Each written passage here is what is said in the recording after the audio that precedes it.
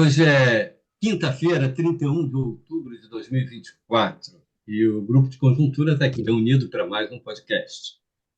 Os dados de mercado de trabalho brasileiro, do mercado de trabalho, que foram divulgados ontem e hoje, respectivamente, pelo Ministério do Trabalho, que é a pesquisa CAGED, né?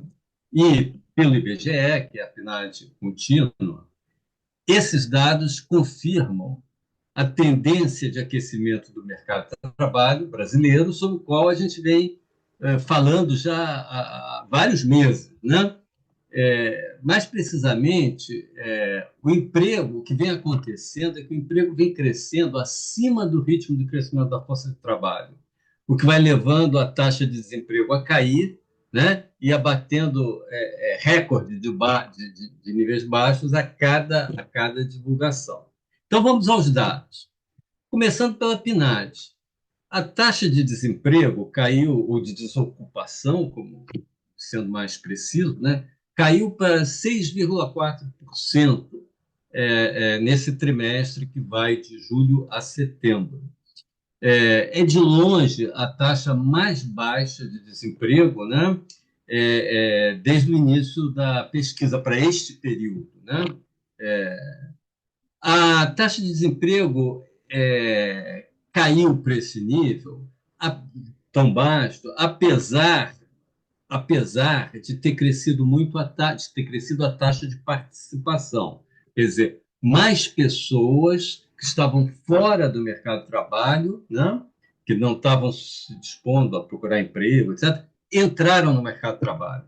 Isso vem acontecendo nos últimos 5 meses, né? E a gente chegou hoje a uma taxa de participação que está num nível já razoável. Digamos assim, está ligeiramente acima da média histórica para esse trimestre do ano. Em suma, o que, dado que a taxa de participação cresceu, o que fez cair a taxa de desemprego foi o forte aumento do volume de emprego. O número de pessoas ocupadas cresceu de 1,2 milhão, né? 1 milhão e 200 mil pessoas em relação ao trimestre anterior. Quer dizer, em 3 meses cresceu a ocupação em 1 milhão e 200 mil pessoas, um crescimento fortíssimo. Nos últimos 12 meses, esse crescimento, pela PNAD, foi de 3,2 milhões de pessoas. Esse número é um número espantoso. Na verdade, é um número que, da nossa avaliação, é um número improjetável, né?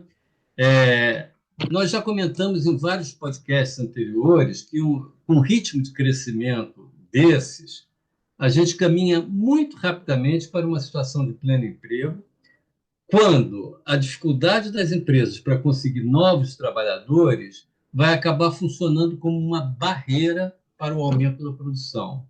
E aí a economia vai inevitavelmente desacelerar. Na minha avaliação, em particular, esse ponto já está muitíssimo próximo. O que pode adiar um pouquinho isso? Só duas coisas. A primeira seria o aumento da taxa de participação, sobre a qual eu já falei. Mas eu não esperaria muito disso, já que a gente não está com um nível muito baixo de taxa de participação, pelos padrões históricos, né? E a segunda possibilidade é um aumento da produtividade, ou seja, você produzir mais com o mesmo número de pessoas. Eu acho que nenhuma das duas alternativas vão ocorrer de forma importante no curto prazo. Então, se for assim, como eu estou interpretando aqui essa situação, eu acho que nós teremos uma dificuldade muito grande de manter esse ritmo de crescimento. Na verdade, na minha avaliação, vai ser impossível crescer no ano que vem ao ritmo que a gente cresceu esse ano. Quer dizer, alguma coisa vai ter que acontecer, né? E eu comentei tudo isso com base nos dados da PNAD, do IBGE, mas a gente também tem uma outra pesquisa muito importante, que é o CAGED, que é, na verdade, um levantamento que tem uma limitação que é só pegar o emprego formal, mas tem a grande vantagem de ser um dado, digamos assim, censitário. Todas as empresas têm que responder ao questionário do Ministério do Trabalho, né, informando quem foi admitido, quantos foram admitidos, quantos foram demitidos, né?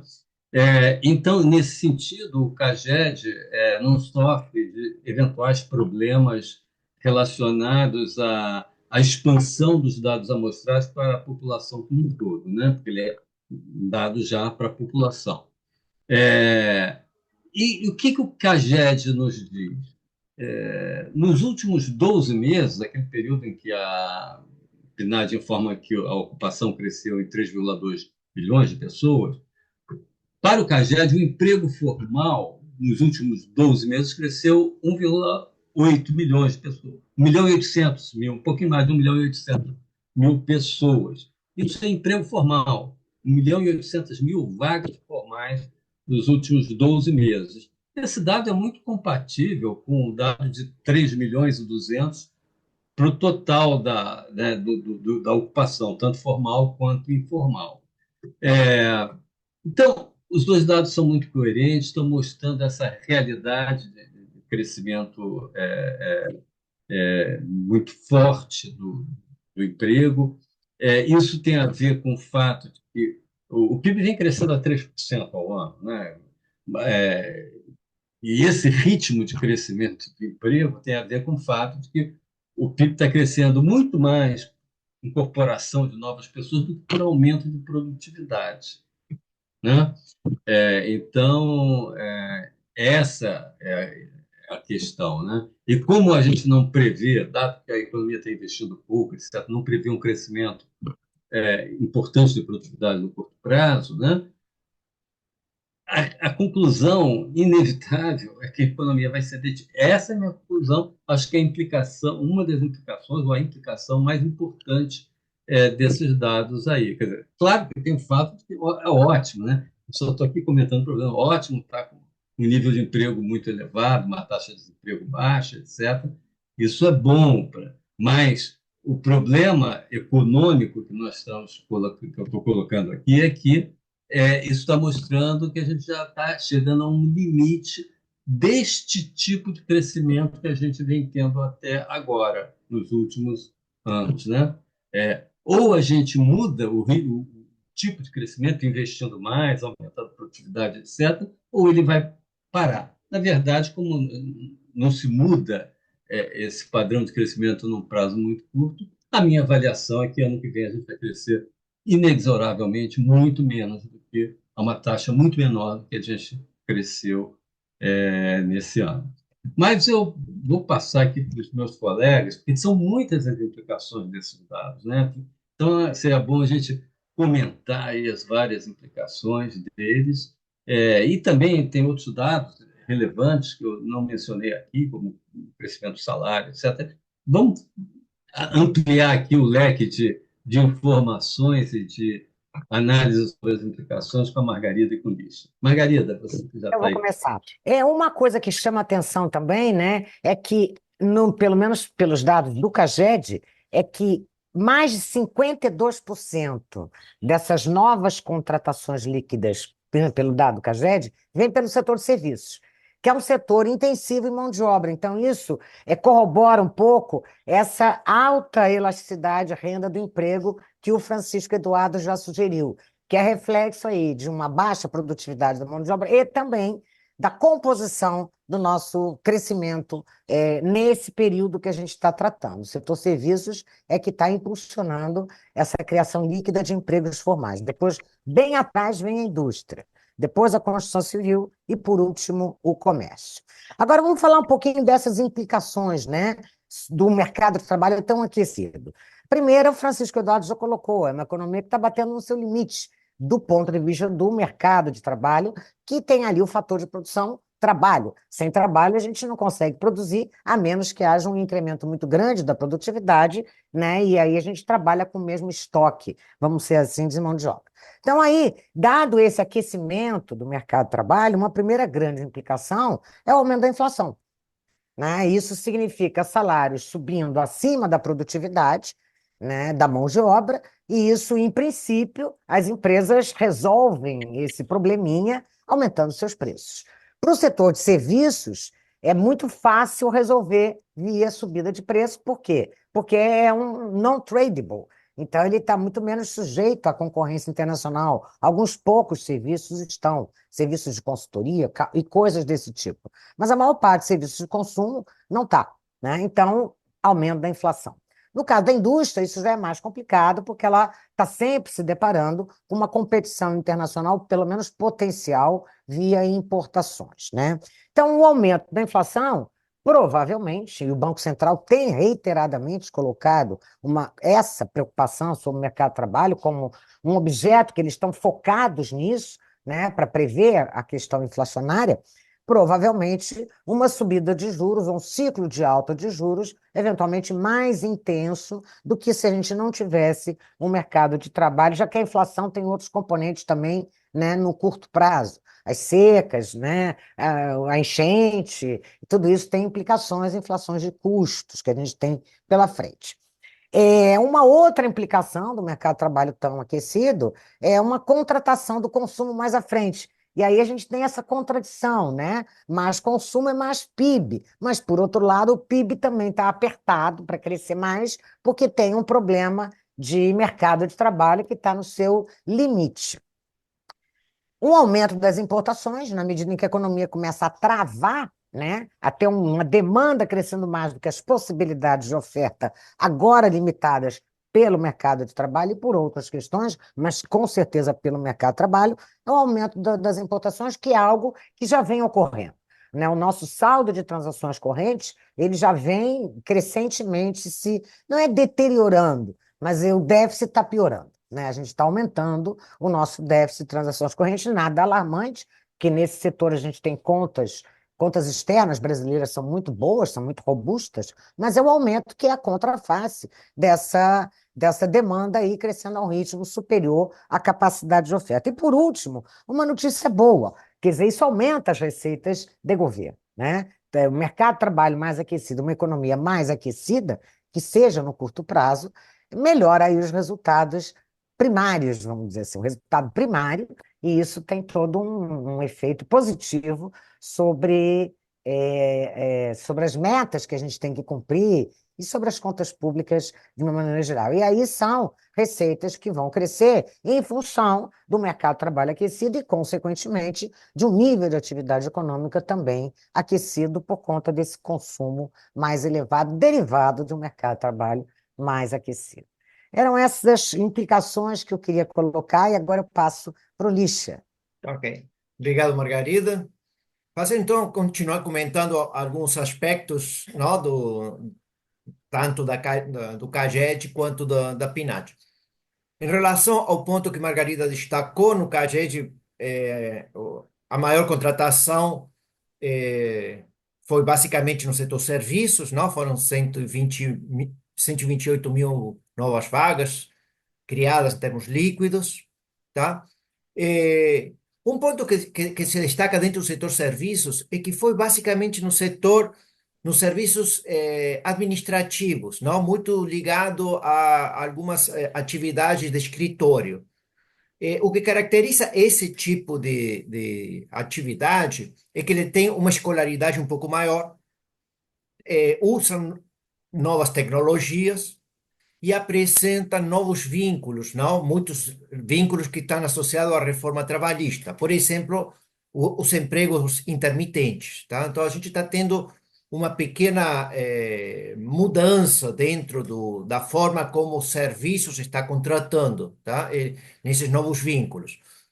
Quando a gente vê a PNAD, por exemplo, a contratação, quem mais contratou, na verdade, dentro da PNAD foi indústria, não? Do Francisco Eduardo destacou que foram criados 1.199.000 novas vagas, tá? 35% foi da indústria, tá? E quase todos eles estão muito ligados a setores formais, tá? Na verdade, quem está contratando mais de forma informal é o setor comércio, tá? Que foi 24%. Então, está tendo alguma pequena mudança na composição.